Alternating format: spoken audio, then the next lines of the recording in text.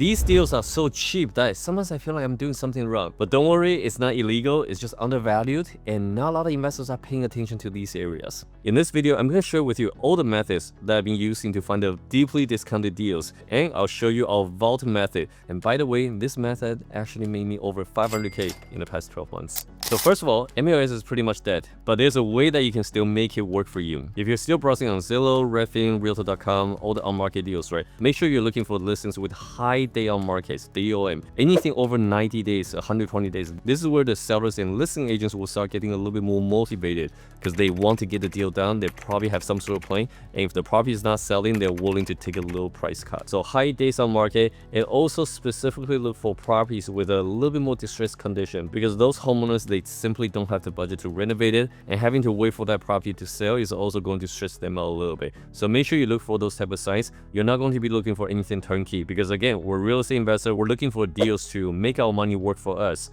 So find those little problems for you to solve and negotiate the deal, and this will give you a lot of spread from the purchase price to the ARV. And another way to utilize MLS is that go straight to the listing agent. If you understand your market, you understand the strategy that you're using, go straight to the agent and allow them to make double the commission. Agents are also starving. They want to make a deal happen. It will be even better if they can represent you and double MD commission.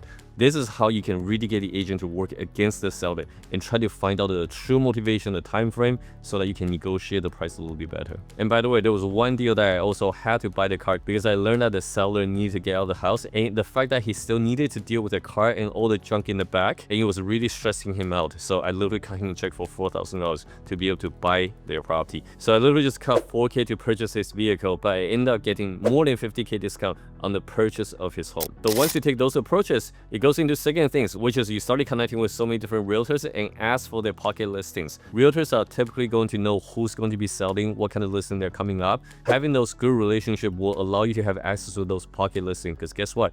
Realtors at the end of the day, they still want to minimize the work. So if they can transact a deal before you even hit MLS, this will be a perfect way for you to do a business with them. And most of the time, they will show you the property that just looks super ugly, and they don't even want to invest the money to staging and all that stuff. So fully leverage the pocket listing. Another really good contact is the property managers. Most people don't know that, and property manager typically will know who's the tired landlords who just want to get out of the market. A lot of times I talk to property managers, they will literally say, okay, we just had the eviction, really tough situation, or some landlord just ran out of funds and they're trying to kind of figure out how to borrow more private funds and either get it listed for sale or rent it. And this is where we come in here to sign the deal. And just to give you a bit of reference point, with these type of approach, typically we will get about 10 to 15% off the market price. Now, number 3, going into non-MLS listing platforms. There are 5 platforms that I would totally recommend you to check on a daily basis. Number 1 is Investor Lift. There are thousands of deals on this website secured by wholesalers. You might be thinking about, maybe I don't necessarily want to work with wholesalers, but at the end of the day,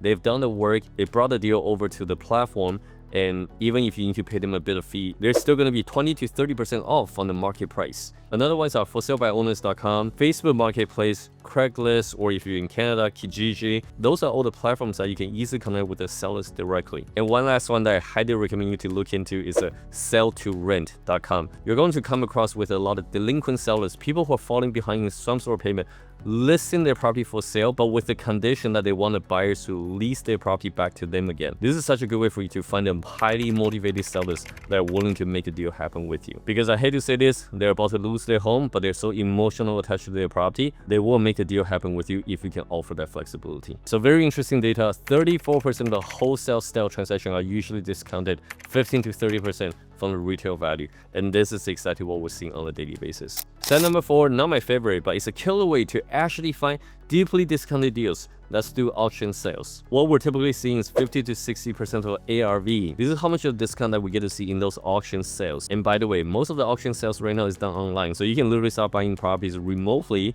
and it's a pretty fun bidding process. Now, risk is high because you don't get to see the property, you don't get to see the interior, you're kind of just bidding blindly. But at the same time, comes with high rewards if you score a really nice deal. Even just based on our data, the true sold price on those properties, they're only 53.34% of ARV for these properties. That's such a big discount. Here's the thing though, you still need to get familiar with the market and really understand where the ARV is, where your max offer for the property is, and you allow some room for the rehab costs. Because honestly, you don't get to inspect the property. It's a guessing game at the end of the day. Now, the way we've been building this property is that we're buying low, we're renovating cheap, we either rent it out for cheap or we just sell it for cheap. So the strategy for me has to be very simple in order for me to consider any auction sales. Now, some of the numbers I will be considering is that the ARV is around 150, 200k. I'm getting around like 80 or 90k.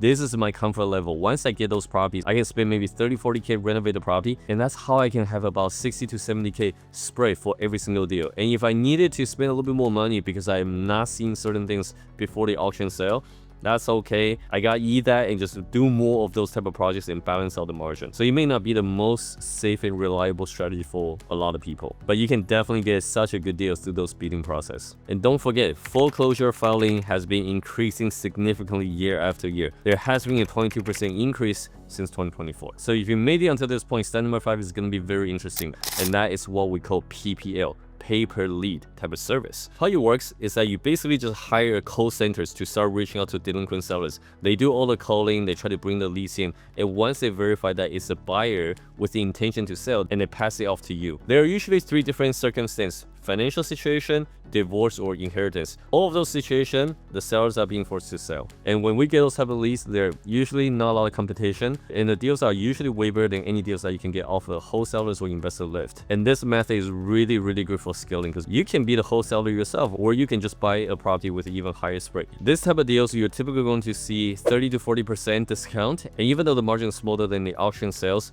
but you get to arrange the inspection, you get to know exactly what the scope of work before you actually acquire the property. So I do like this type of approach, and I highly recommend everybody to give you a try. Some of the platforms that we use is Motivated Leads, Property Leads, iSpeed2 Lead, and X Leads. And I'm sure there are other companies out there, but these are the primary 4 that we use on a regular basis. Whenever we're paying for leads, it's roughly anywhere between $50 to $200 per lead. And out of 5 leads, we will close 1, and the typical built-in equity on purchase is roughly 30 to 50k. If you want to keep things simple, just use this method. Then number 6 is our bread and butter. It's our vault method, and this is a very cool way to do it because it's very similar to PPL, but we basically cut out the middleman even further.